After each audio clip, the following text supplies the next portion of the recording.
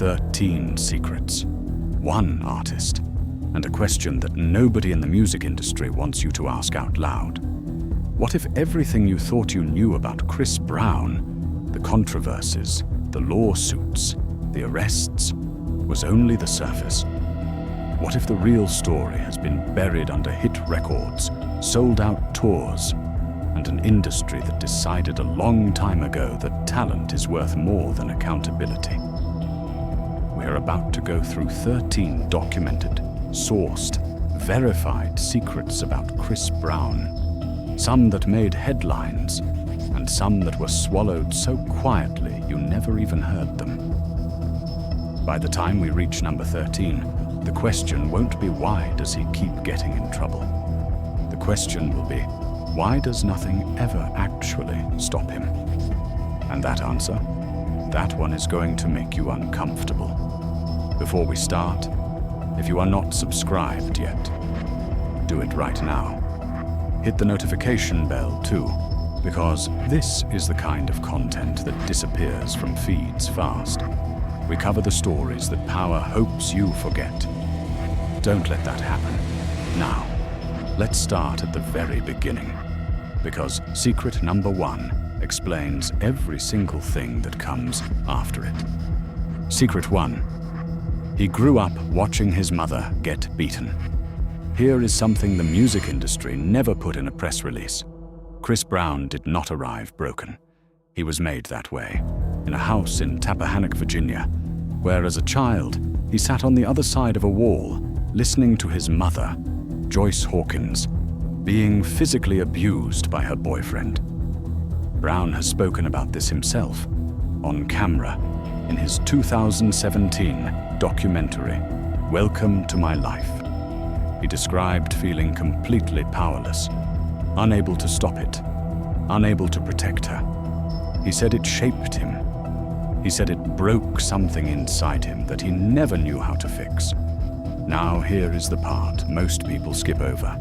That is not a sympathy play. That is not an excuse. But it is the blueprint. Because research on the cycle of domestic violence is clear. Children who witness abuse are statistically far more likely to perpetuate it. They don't choose to. They inherit it. The violence gets encoded as normal, as what love looks like when it goes wrong. The real question is, at what point does an explanation stop being a reason and start being a pattern? Keep watching, because that answer comes fast. Secret 2. The Rihanna attack was far worse than the headline said. You think you know this story? You don't. Not really. February 8th, 2009, a pre-Grammy party. Brown and Rihanna leave together. An argument ignites in the car, reportedly triggered by a text message from another woman. What happened next is documented in a police report that CNN obtained and published. Brown didn't slap her. He punched Rihanna repeatedly in the left eye, while steering the car with his other hand. He bit her on the ear. He put her in a headlock so tight she nearly went unconscious. And according to that same police report, he looked at her and told her he was going to kill her. She was 20 years old. She called 911 from the car. Brown fled. He turned himself in hours later, hours before they were both supposed to perform at the Grammy Awards. When the photos of her injuries leaked to the internet, the world went silent for about 48 hours. Then the industry started making calculations. Brown was 19. He pleaded guilty to 1 count of felony assault.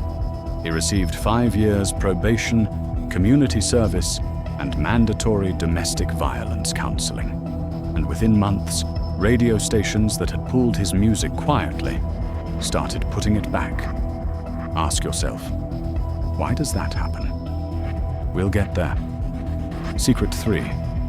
He faked his community service while on probation for beating Rihanna. This one never got the attention it deserved. After the guilty plea, Brown was ordered to complete 1,400 hours of community labor. The court handed him a lifeline. Serve this sentence honestly, and you stay out of prison. So what did he do? In 2013, the Los Angeles Times reported that court records showed Brown had been credited for community service hours during periods when he was physically overseas, on tour, performing internationally. Hours were being logged in Virginia while he was in another country entirely. The supervising officials were questioned. The fraudulent hours were thrown out. His probation was revoked. Think about what that means. The one concrete punishment he received for a felony conviction. He allegedly cheated it, not out of desperation. Out of the belief, apparently well-founded, that the consequences for him were always going to be negotiable. His probation ended up being revoked twice. We'll get to what happened next in Secret 10. And trust me, it gets worse before it gets better. Secret 4. He destroyed a dressing room window on live television, then performed anyway. March 2011. Brown is a guest on Good Morning America to promote his new album. Host Robin Roberts asks him about Rihanna. He answers. She asks again. He answers again. Composed, professional. The interview wraps. Then the cameras cut to commercial. Brown went to his dressing room, ripped his shirt off, and threw a chair through a plate glass window that overlooked Times Square. Not a crack, not a dent. Through it. Glass fell toward the street below. Security rushed in. Staff scattered. He then walked back to the stage and performed. No arrest, no charges. His album, FAME, released that same month, debuted at #1 on the Billboard 200.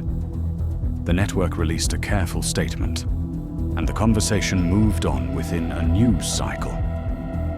What does it tell you about a person that they can destroy a room in private, then perform a smile in public, and face no consequence for either? What does it tell you about the system around them that nobody stopped the performance? Secret 5. He punched Frank Ocean over a parking space, then threatened to shoot him. The Drake brawl gets all the attention, but this one is darker because of what was said. January 2013. Outside a West Hollywood recording studio, Brown's entourage and Frank Ocean's group cross paths. The reported trigger, a parking space. According to a police incident report obtained by TMZ, a member of Brown's group used a homophobic slur directed at Ocean. Brown then allegedly punched Ocean directly, and Siusu Bass, this is in the report, threatened to shoot him. Ocean declined to press charges. The case dissolved. But consider the specific details for a moment. A physical assault, a hate-motivated slur, and a death threat. All over a parking space. All while Brown was still on active probation for a felony assault conviction. Any one of those elements should have sent him back to a judge immediately. Instead, it became a footnote. Because in the timeline of Chris Brown incidents, a hate-fueled assault on a fellow Grammy-winning artist doesn't even crack the top 3. Secret 6. He allegedly sent his ex death threats. In writing, in detail, Kareche Tran was Brown's on-again, off-again girlfriend for years. Most people know the relationship was turbulent. Few people know exactly what she presented in court when she filed for a restraining order in 2017. Text messages, submitted as evidence. In those messages, Brown allegedly wrote things like, "B, I will beat this out of you," alongside specific, explicit threats to destroy her life. Tran also testified under oath that during their relationship, while Brown was still on probation for the Rihanna assault, he punched her in the stomach twice and shoved her down a flight of stairs. No police report was filed at the time. She said she was afraid of what would happen if she did. A judge reviewed the evidence. A judge heard the testimony. A judge granted a 5-year restraining order and later extended it. This was not gossip. This was a court proceeding, with evidence, with a ruling, and it barely made a dent in his career trajectory. Secret 7. A woman says he raped her on a yacht owned by Diddy.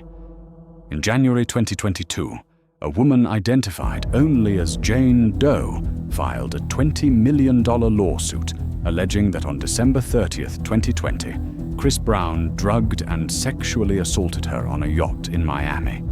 The yacht, according to the lawsuit, belonged to Sean Diddy Combs. The lawsuit was dismissed on procedural grounds, and for most people, that was the end of it. But here is what happened next, and this is the part that matters.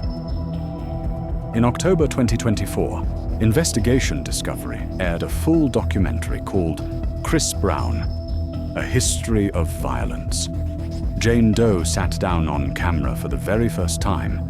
She described waking up after being drugged. She described the confusion and shame that followed. She described continuing to communicate with Brown afterward, not because nothing happened, but because her brain was in survival mode, trying desperately to reframe her own trauma into something less catastrophic. "Chris Brown raped me," she said, directly to camera. And I can say that, and I know it for a fact. Brown's team pointed to those post-incident communications as evidence of consent. She addressed that directly. Brown has denied everything. His lawsuit against the documentary seeks $500 million. The criminal case is not active, but she said it, on record, in prime time, and the tours kept selling out. Secret 8. A SWAT team surrounded his house, and he live-streamed it, August 2016. A model named Bailey Curran attended a party at Brown's home in Tarzana, California. She alleged that when she admired a diamond necklace being worn by another guest, Brown pulled out a firearm and demanded she leave. She stepped outside and called 911. What followed was extraordinary. Los Angeles police arrived, then more police, then a SWAT team. The property was surrounded, and Chris Brown, rather than opening the door, started a live Instagram broadcast from inside his own house, telling his followers he was being victimized, that the system was targeting him, that he was innocent. For hours, he was eventually arrested on suspicion of assault with a deadly weapon. He posted $250,000 bail. No charges were ultimately filed. But pause on the image for a moment. A man with an active felony conviction, a revoked probation history, and a restraining order from an ex-girlfriend, barricaded inside a house, surrounded by SWAT, choosing to broadcast instead of comply. That is not a man who fears consequences. That is a man who has learned he doesn't need to. Secret 9. 5 countries looked at his record and said no. The industry said yes anyway. Here is a detail that reframes everything. Chris Brown has been formally denied entry into the United Kingdom, Canada, Australia, and detained and deported from the Philippines, all because of his criminal record. The UK denied his visa in 2010, 1 year after the Rihanna assault, stating plainly he was guilty of a serious criminal offense. Australia rejected him multiple times. The debate each time was public and fierce. 5 sovereign governments, independently, with no coordination, reviewed the same record and reached the same conclusion. This person should not be here. Meanwhile, American venues booked him. Labels signed him. Streaming platforms promoted him. The very countries that said no to Chris Brown, the person had fans who said yes to Chris Brown, the artist, streaming his music by the billions, while their own governments had formally rejected him at the border. That contradiction is not an accident. It is a business model. Secret 10. He was kicked out of rehab and sent directly to jail. After his probation was revoked, remember, partly because of those allegedly fraudulent community service hours, a judge in late 2013 offered Brown one final alternative to prison: complete 90 days at a Malibu rehabilitation facility. He was kicked out before completing it for violating the facility's internal rules. He was transferred immediately to Northern Neck Regional Jail. A judge denied bail. At his May 2014 hearing, he was ordered to serve 131 days for the probation violation, with credit for time already served in both rehab and custody. He walked out of jail on June 2nd, 2014. His album X dropped that September. It debuted at number 3 on the Billboard 200. The incarceration lasted months. The comeback took weeks. And nobody in the industry seems to find that remarkable.